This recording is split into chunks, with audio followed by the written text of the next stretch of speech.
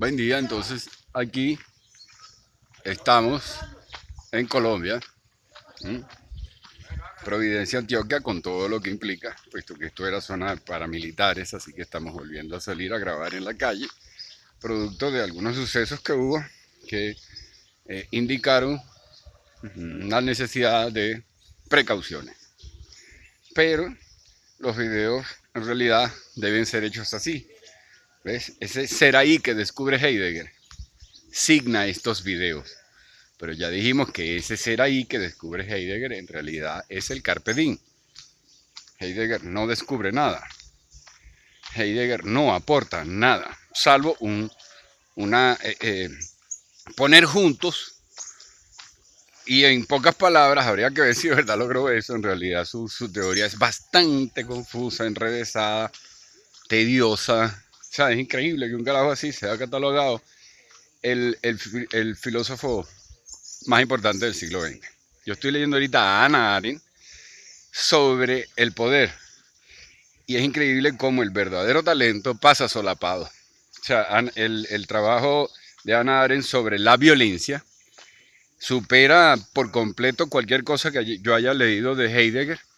Y miren que he tratado de leerlo, pero ese personaje es tan artificioso y tan falso que hizo pensar a todo el mundo que hizo algo importante solo porque es eh, intencionalmente enrevesado para que no sea entendido. O sea, para que toda comprensión pase por innumerables saltos y cosas. O sea, no es ninguna fenomenología. La fenomenología es muy clara. Se caracteriza porque va a ser, su resultado está tan bien fundamentado y con ejemplos que es muy claro.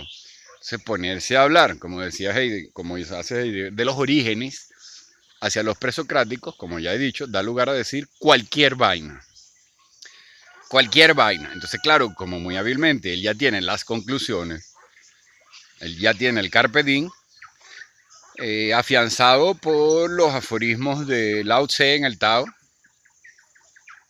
Listo, ya tengo mi conclusión, yo voy a ir para allá. Entonces luego establece lo de la técnica, que es de lo que habla Husserl. Es decir, ¿cuál es la técnica? La lógica, simplemente. O sea, el arte como lógica. Bueno, Heidegger se le puede reconocer que extrapola eso un poco más. Pero a lo que yo quiero ir es a la observación, desde el plano general, de la relación entre un Heidegger y su maestro. O sea, esa categoría. Yo hago categoría de eso. O sea, después de cualquier Husserl realmente trascendente, tanto o más que Kant. O sea, él va a aportar una técnica nociológica científica. Si te agarras de ella, lo logras. Toda la autoayuda del siglo XX es basada en fenomenología. Toda. Cuando uno oye hablar unas cuantas cosas muy prácticas de Krishnamurti, él está haciendo fenomenología. Muy probablemente no ha leído a Husserl, pero está haciéndola porque por supuesto que Husserl es quien la pone en limpio, pero no es el primero que empieza a practicarla. De hecho, Nietzsche descubre la hermenéutica con su gran primer libro, que creo que es el único gran libro que realmente escribió, que se llama El nacimiento de la tragedia. Todo lo demás es ilustrativo. El gran descubrimiento de Nietzsche en su hermenéutica es el descubrimiento, primero, de la forma de expresión hermenéutica. O sea, yo no voy a justificar lo que te estoy diciendo. Yo te la lanzo de una vez en un aforismo, tú ves si es verdad o mentira. Yo no te voy a sostener nada. Resulta que pudiera parecer algo muy mal creado, ¿no? E impertinente, pero no, resulta que va a ser sumamente necesario por el principio de resumen. Cualquier texto sin principio de resumen va a fracasar en la práctica, como Marx. O sea, cuando tú hablas de Marx, siempre hay alguien que dice por ahí, tal vaina, eso es tal página del Capital, tú no la has leído.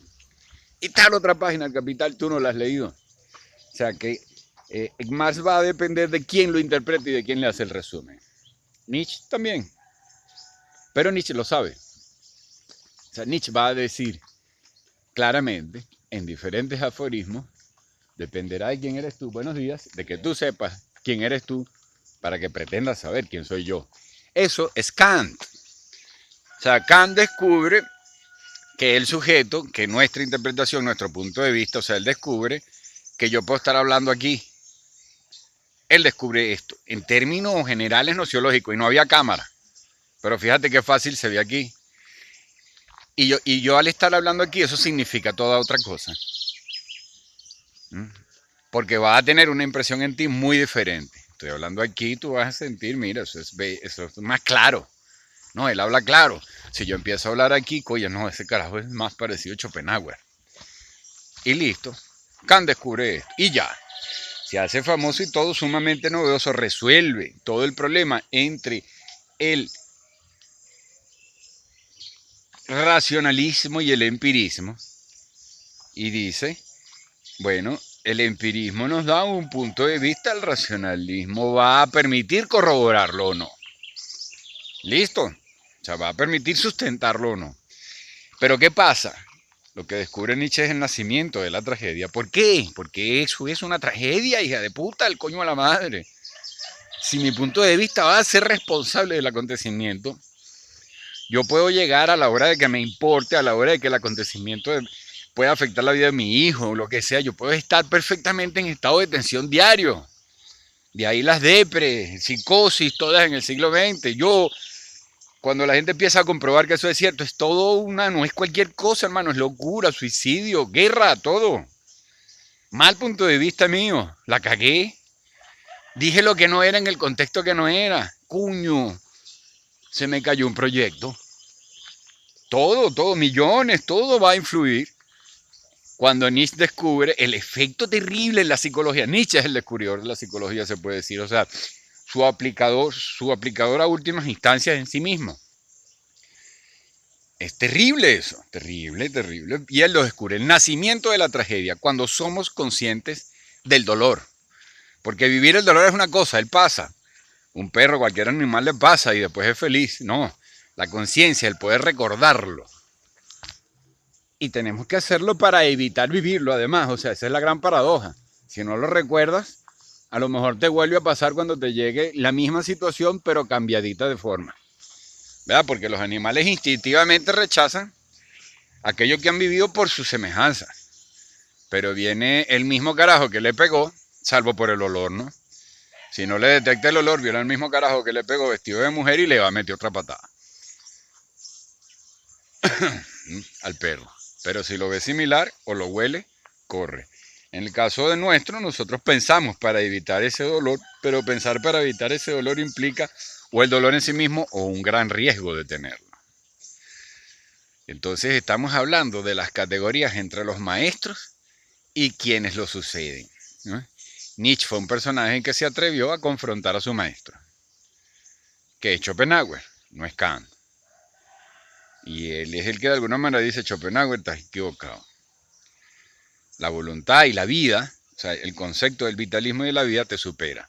Yo no puedo estar de acuerdo porque vi a un montón de imbéciles buscando la vida y ahorita están fritos, quemados, no aportaron nada, no sirvieron para nada, no me sirven como paradigma. Otro que se siente a discutir si eso vale la pena vivirlo. Yo en mi momento dije, me sentí orgullosísimo de todo lo que he vivido, cuánto sexo, cuánto cosas. De repente dije, lo que vas es a ser un mediocre. El sistema te tiene su lugar puesto para que satisfagas a algunas mujeres durante un tiempo y después quedes, no sé, siendo pseudo delincuente, pseudo intelectual, pseudo cualquier cosa, ¿no? Entonces, en resumen, en esa misma relación de maestro consecutor, tenemos a Chávez. Chávez produce a Maduro de manera dialéctica. O sea, desde el momento en que Chávez quiere ser un gran hombre, él va a ir al encuentro de los acontecimientos a ganar una guerra ya pautada producto de un plan. Maestro, ¿cómo está? Buen día. Va a ir a querer ganar algo. Pero cuando gane ese algo, él no va a volver a evaluar qué se descubrió. Por consiguiente, desmontó sistemáticamente todo lo que él había creado. Algo parecido va pasando entre Nietzsche y Schopenhauer, luego entre Heidegger y Husserl. Y hay una especie de guerra y de competencia entre el maestro y el alumno. Y yo la sentí con José Manuel Briceño Guerrero, por eso lo dejé ahí, porque no me interesa. Y fui algo así a una simiente anterior, que es el señor Husserl. Porque no me interesaba caer en esa trampa, pero estaba cayendo en esa trampa, la trampa de tener una necesidad de sobreponerme a su techo, generando algo que lo desvirtúe. Entonces se me ocurrió el cuarto Minotauro. Para su libro El laberinto de los tres Minotauros, yo dije, hay un cuarto Minotauro. El cuarto Minotauro es el posmoderno, o sea, Argimiro Serna. Pero dije, debo esperar para no saber si estoy cometiendo la misma cagada que cometió Heidegger, que es repetir el maestro, pretendiendo superarlo por una necesidad existencial propia. Como existencialista sabía que tenía una necesidad existencial y que su única oportunidad era hacer algo más rimbombante que su maestro. No lo logró. O sea, hizo algo más llamativo a nivel mediático. No está descubriendo nada más allá de Husserl. Al contrario, creó un extravío según el cual mucha gente cree que ese Dasein es un logro especial. Es en realidad una discriminación de la idea como categoría lógica. Eso es el Dasein. La discriminación de la idea como categoría lógica. ¿Y eso a qué se debió? A que Heidegger no quiso dar el paso a meterse en lo que nosotros vamos a meternos, que es al álgebra del pensamiento, sin temor. Y esa es la filigrana última que debemos manejar para dar el paso a la autoconstrucción. Hay que darlo. Ahora, ¿qué es difícil? ¿Qué tal? No, el susto es lo más grande. Cualquier ser humano con una cierta cantidad de esto como la que yo tengo va a entender eso. Cualquiera. Sobre todo los niños, porque es un vulgar juego, pero tiene asignaciones claras. Lo que hay que recordar que asignaciones son, y estamos hablando de puras variantes, nadie va a tener que sacar una calculadora para calcular. Como Heidegger no quiso entender eso, se inventó una bien retórica. Tú ves a esos tutoriales hablando de Heidegger, porque la técnica entonces va a ser otra categoría, la forma va a perder fuerza. Y va a ganar más fuerza más bien es el método.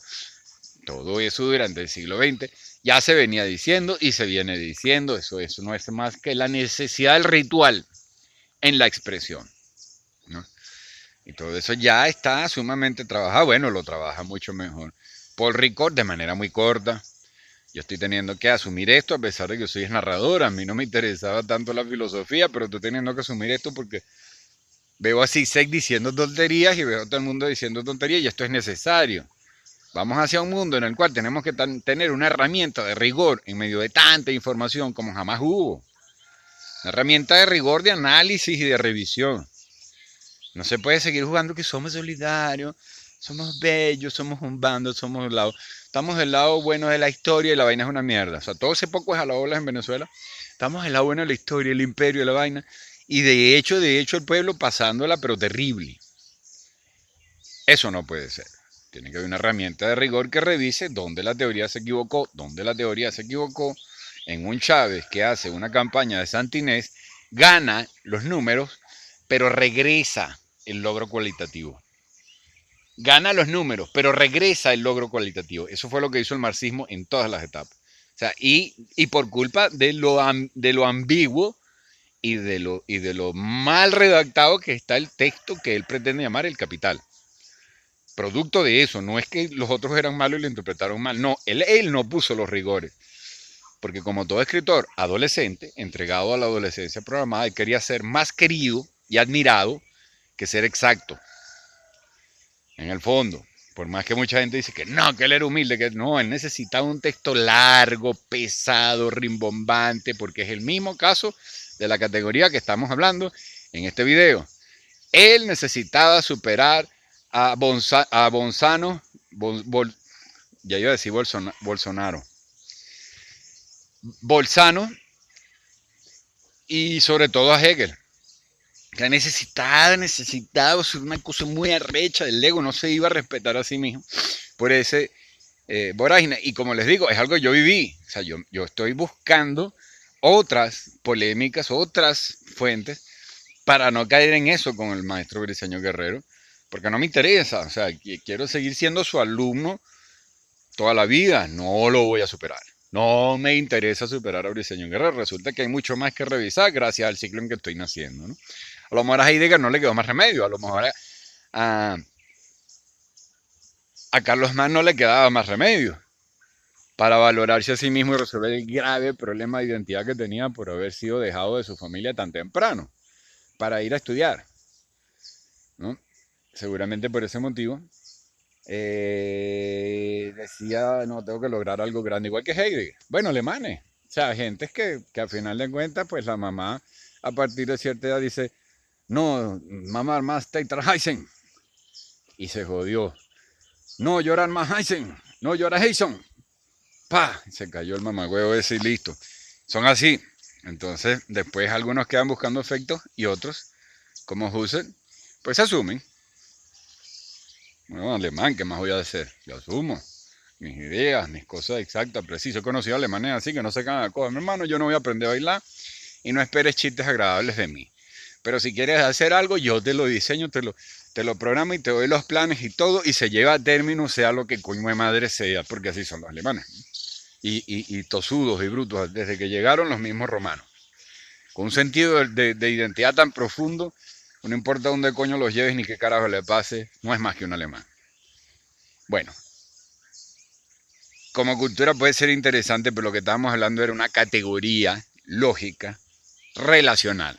Ya estamos hablando de una especie, es decir, que no son objetos en sí mismos, son objetos producto de la relación entre dos elementos.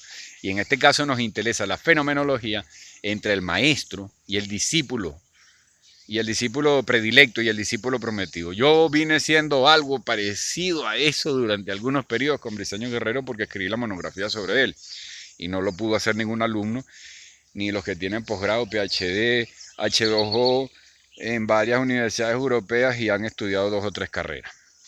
No lo hicieron. Y saben varios idiomas y todo. Ninguno de ellos pudo hacerlo porque caían en lo mismo que Heidegger.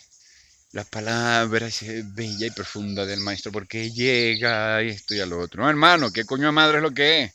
Así como Ana Arendt en el libro sobre la violencia. 120 páginas, más nada, no hace falta. El libro de Heidegger no hace falta. El libro de Heidegger es un juego porque él necesitaba que fuera grueso, porque él sabía que los nazis ni los brutos mismos norteamericanos, ni ese montón de muchachos necesitaban ver un libro grueso.